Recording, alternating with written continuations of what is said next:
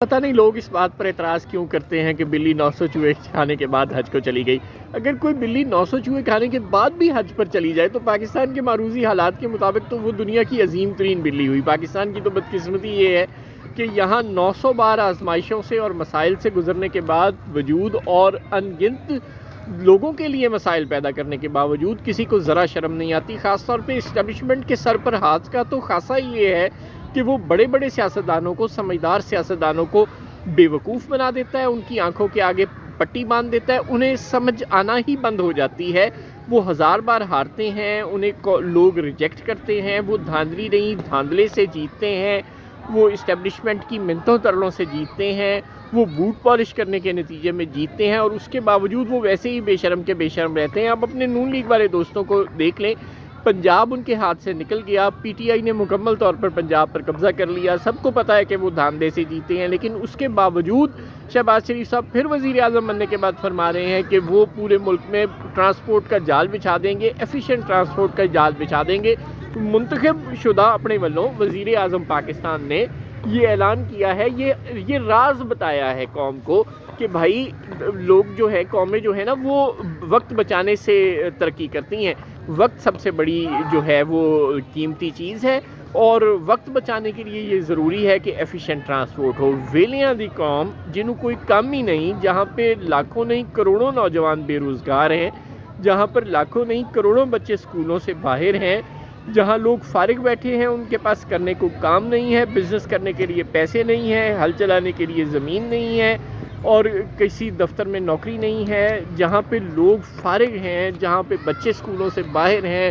لوگوں کے پاس سکول بھیجنے کے لیے اپنے بچوں کو پیسے نہیں ہیں، لوگوں کے پاس کھانے کو روٹی نہیں ہے، اس ملک کے جعلی طور پر منتخب شدہ وزیر اعظم یہ فرما رہے ہیں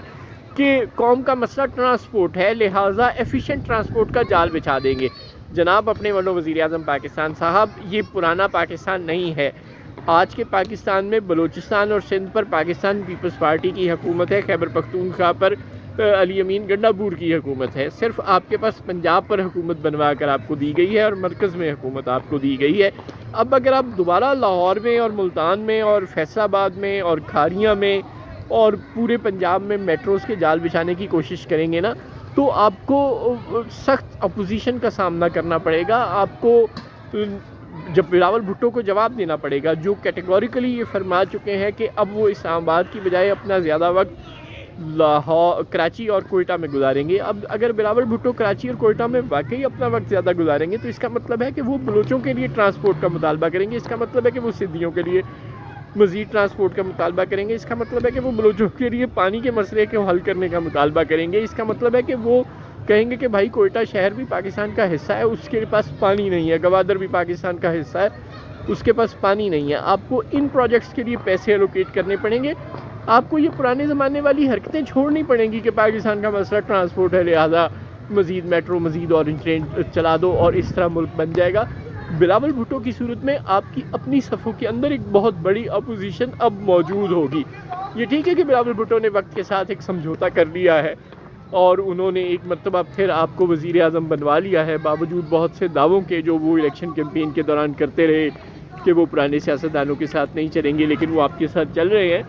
لیکن یہ بلاول بھٹو اور آپ کی جو کمپینین شپ ہے، یہ عمران خان اور پرویز الہی کی کمپینین شپ نہیں ثابت ہوگی۔ چودھری جو ہیں وہ جب کسی کے ساتھ معاہدہ کر لیتے ہیں تو وہ اینڈ آف ٹرم تک اس کے ساتھ چلتے ہیں، یہ ان کی تاریخ ہے۔ آپ کو یاد ہوگا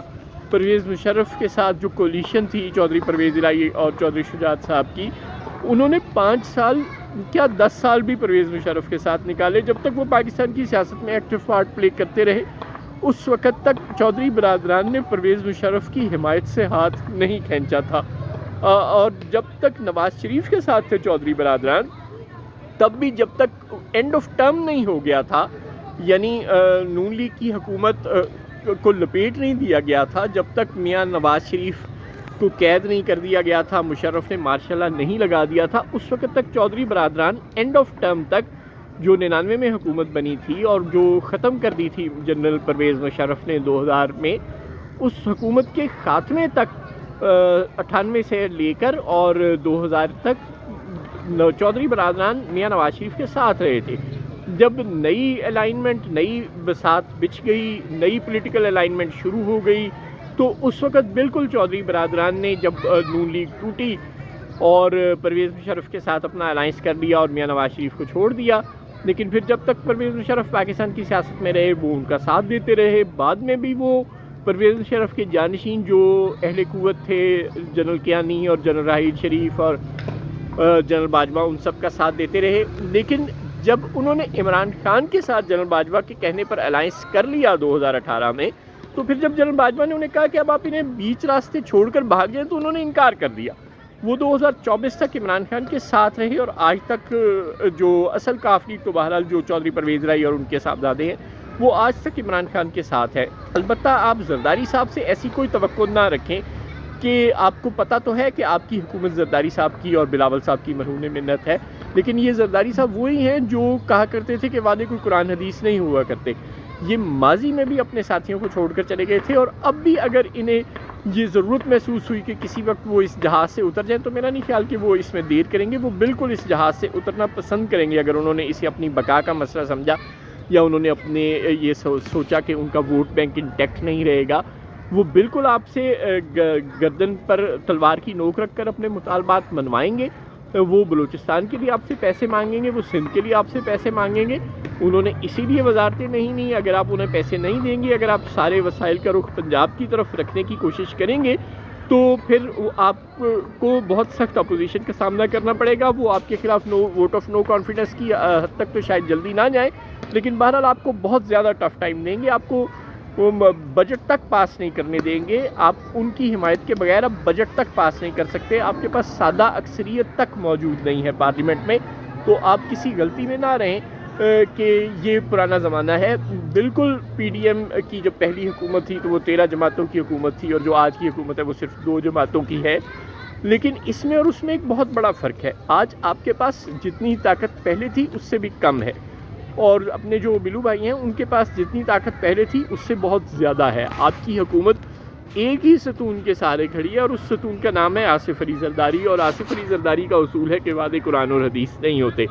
لہٰذا اگر آپ نے کوئی آئیں بائیں شائیں کی، اگر آپ نے پنجاب کی طرف وسائل کو رخ موڑنے کی کوشش کی، تو بلاول صاحب آپ کو بتا چکے ہیں کہ وہ اپنا زیادہ وقت کوئٹہ اور کراچی میں گزاریں گے، نہ کہ اسلام آباد میں. نہیں، اسلام آباد میں آپ کے کلیجے پر مونگ ڈالنے کے لیے آصف زرداری صاحب پریزیڈنسی میں بیٹھے ہوں گے، اور کوئٹہ اور کراچی میں بلاول بھٹو صاحب موجود ہوں گے. تو آپ نے بجٹ تک پاس کرنا ہوگا، آپ نے کوئی بل منظور کرنا ہوگا. آپ کے پاس سادہ اکثریت تک نہیں ہے. ہر اسمبلی سے لیجسلیشن کے لیے آپ کو بلاول بھٹو اور آصف زرداری کی منتیں کرنی پڑیں گی، اور بلاول بھٹو اور آصف زرداری آپ کو پنجاب میں میٹروز نہیں بنانے دیں گے. سو آپ کو چاہیے کہ اپنی سے اپنا قبلہ درست کر لیں، ورنہ آپ کے لیے مشکلات شاید مستقبل میں بہت بڑھنے والی ہیں.